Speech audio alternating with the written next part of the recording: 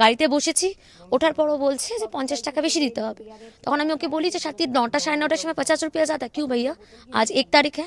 তখন বলে চলিয়ে আপকো লেকে যা রে। ও কন্টিনিউয়াস রানিং গাড়িটাকে চালাতে আরম্ভ করে, অনেকবার দাঁড়াতে বলি দাঁড়ায় না।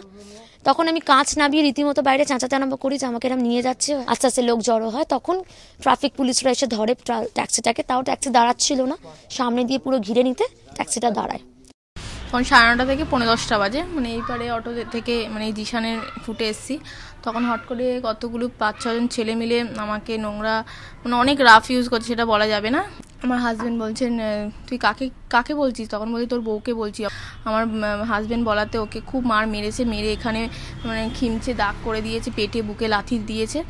তখন আমি বলছি কেন আমার বরকে মারছিস, তখন বলছে এই একদম কথা বলবি না, তোকে এক্ষুনি তোর বরের সামনে ফেলে এক্ষুনি রেপ করবে এখানে।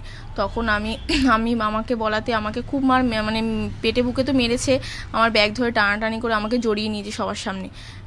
তারপরে আমার শ্বশুর ওখানে চা খাচ্ছিল, রাত্রি 10টা বাজে, তখন ওখানে দাঁড়িয়ে ছিল। তখন উনি আওয়াজ পেয়ে সঙ্গে মানে চিল্লাচিল্লি এরকম মারধর পেয়ে উনি গেছে, সঙ্গে সঙ্গে বলছে কী হয়েছে কী হয়েছে। তো সেই মুহূর্তে ছেলেগুলো পালিয়ে গেছে। ভয় লাগছে যাতে আমরা রাস্তাঘাটে বেরাচ্ছি করছি, আমার মানে হাজব্যান্ড, আমার দেওরা, আমার ননদরা সব অল্প বয়সী, তো রাস্তাঘাটে কিছু না। আমরা তারপরে কালকে এসে আবার হুমকি দিয়ে গেছে আমার মানে সেজো দেওরকে, আমার হাজব্যান্ডকে, মানে আমরা 4 ভাইয়ের মধ্যে তোরা কেউ 2 ভাই বেঁচে থাক, তোদের মার্ডার করে দেবো, এই করে দেবো, আমাদের মানে কালকে এরকম হুমকি দিয়ে গেছে।